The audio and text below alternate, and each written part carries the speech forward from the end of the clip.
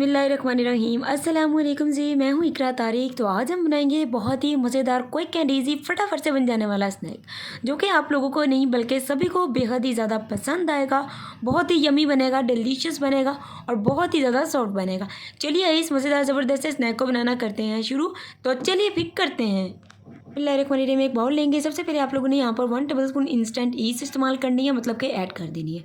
Food net वालों की मैं इंस्टेंट ईस्ट यूज़ करती हूँ, जिसे खमीर भी बोला जाता है। ये बहुत ही ज़बरदस्त है, इसके रिजल्ट भी बहुत अच्छे हैं। हाफ टेबल स्पून सॉल्ट यानी कि इसमें नमक ऐड कर देंगे। हाफ टेबल स्पून इसमें शुगर ऐड कर देंगे, शुगर पाउडर भी ऐड कर सकते हैं। और इसमें हम लोगों ने ऑयल ऐड कर देना है, जो कि 1 टेबल स्पून। और अब इसमें पानी ऐड करेंगे। देखिए 1 कप मैंने पानी लिया, पूरा नीम गर्म होना चाहिए, बहुत ज़्यादा गर्म नहीं होना चाहिए। अब इसे अच्छे से मिक्स करने के बाद 10 मिनट के लिए कवर करके किचन में छोड़ देंगे, ताकि ईस्ट हमारी एक्टिव हो जाए। तो देखिए जी, उसके बाद 2 कप आपने मैदा डालना है। देखिए पूरा 2 कप मैदा ऐड करेंगे, इसे मिक्स करेंगे और इसे गूंदेंगे। अगर आपको डो बहुत ज़्यादा नरम लगती है तो 2 चम्मच आप लोग ऑयल या घी ऐड करके इसको गूंद लीजिएगा।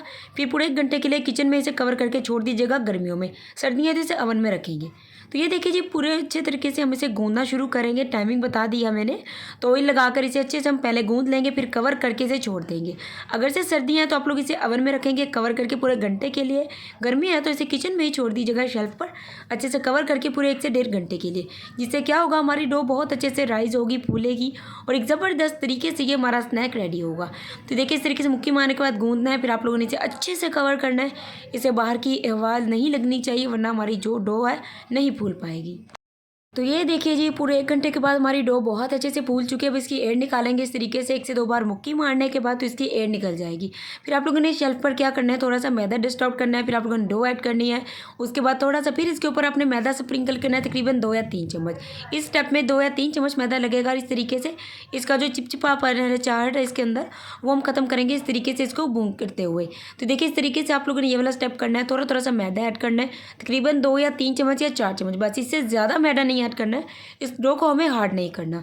और इस तरीके से करने के बाद हम लोग इसके 2 हिस्सों में कर लेंगे डिवाइड, और इसके 2 पेरे बना लेंगे। और दोनों पेरों को हम बेल लेंगे बॉक्स की तरह, और थोड़ा सा मोटा रख के बेलेगा, बहुत ज़्यादा बारीक नहीं बेलना। ये देखिए जी, इस तरीके से मैंने इसको बेल लिया। थोड़ा सा मोटा बेलना है, 1 पेरे को बेल लिया, दूसरे को मैं बाद में बेलूंगी। अब आप लोगों ने 10 अदद लहसुन के जवे लेने हैं, 2 चम्मच लाल मिर्च का पाउडर, 1 चम्मच नमक। आपने लेने के बाद क्या करना है, थोड़ा सा ऑलिव ऑयल के साथ मिक्सी में ऐड करके इसको चला के रेड चटनी बना लेनी। तो रेड चटनी को अच्छे से इसके ऊपर अप्लाई करना, ज़्यादा सारी करिएगा, फिर इसका जो फ्लेवर है वो निकल कर आएगा। 100 ग्राम बॉयल एंड शेड चिकन लेना है, अगर है तो डाल लीजिए, नहीं है तो कोई बात नहीं, सब्जियाँ भी ऐड कर सकते हैं। इस तरीके से इसके ऊपर थोड़ा थोड़ा सा ऐड कर देंगे।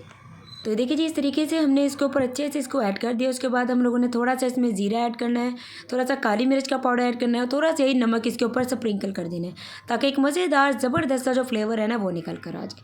तो अब हम क्या करेंगे, थोड़ा सारा धनिया था जिसे मैंने कट करके वॉश करके इसमें ऐड कर रही हूँ। आप लोग हरी मिर्च भी ऐड कर सकते हैं। और अब मोज़रेला चीज़ अगर ऐड कर लें तो भाई बेहद ही मज़ेदार काम हो जाएगा। तो मैंने यहाँ पर देखिए 1 कप मोज़रेला चीज़ इस तरीके सारे पर मैंने अच्छे से अप्लाई कर दी।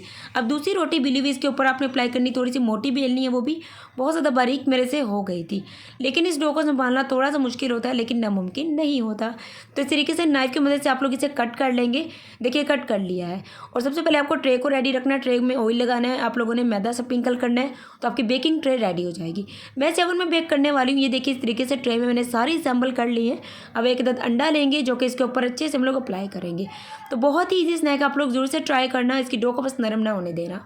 तो बेकिंग ट्रे रेडी। आप लोग पतीले में भी इसे पतीले को 10 मिनट के लिए गर्म कीजिएगा। 30 मिनट के लिए पतीले में बेक हो जाएंगी।